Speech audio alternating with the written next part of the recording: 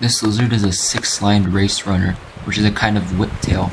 The whiptails are part of a diverse family of lizards called Teiidae, which also includes the amoebas and, more surprisingly, the giant tegus. Unlike the tegus though, these guys are both small but also native and good for Florida's environments.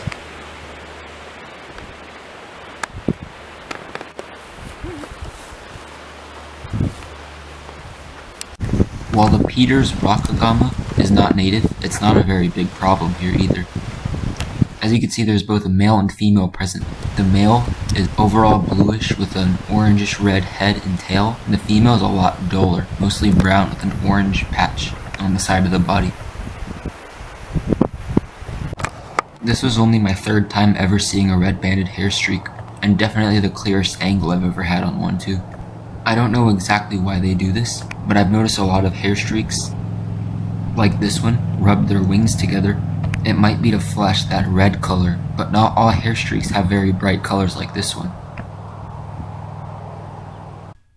This here is a female red-veined pennant. While females like this one are yellow and black, they're called red-veined pennants because the males, which have a red and black body, have some of the veins on their wings red. Some females will show yellowish venation as well. This was my first time seeing a unicolored tiger beetle, and I was lucky enough to get in-hand close-up shots. It's no wonder they're called tiger beetles. You could see those large and very powerful mandibles. But this individual was stuck in a spider web. Usually when I see an insect in a spider web, I leave it alone to let the cycle of nature continue. But I wasn't going to pass on the opportunity to get in-hand shots of an uncommon tiger beetle species. The reason they call them unicolored tiger beetles is because though most tiger beetles have patterning on them, these guys are a metallic bluish green throughout the whole entire body. This butterfly right here is actually one that I've been wanting to try and find for about a month now. And finally I got it as a lifer. We actually saw 5 of these southern oak hair streaks there on our trip. Unlike other hair streaks, these guys are a bit more on the browner side, but there's also a couple other brownish looking hair streaks. So in my opinion, the best ID factor is the reddish smudge along the edge of the hind wing, as well as the white spot near the base of the hind wing.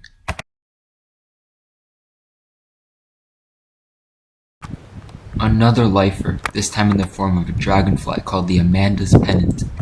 It's very similar to the very common ornate pennant in Florida, but these are a lot less common and have a much larger rectangular yellowish patch on the base of each hind wing with a little bit of black patterning in it.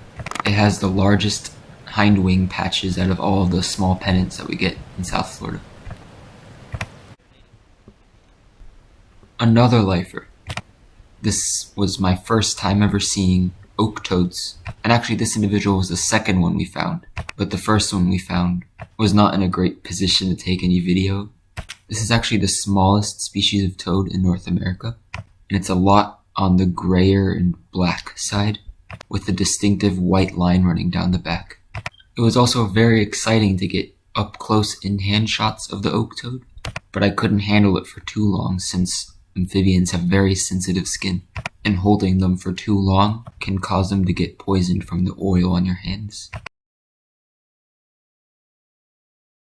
This was definitely our best one-day trip in a while, and to cap it all off is, in my opinion, the most exciting lifer, an eastern COACHWHIP. I've been wanting to find one of these for so long, and there was one stretched out near the top of a tree in a not great position, but you could still see the distinctive color gradient. Like you can see the head right here is all black and a completely different color from the mostly brown body. You can also see the orange eyes pop out as well.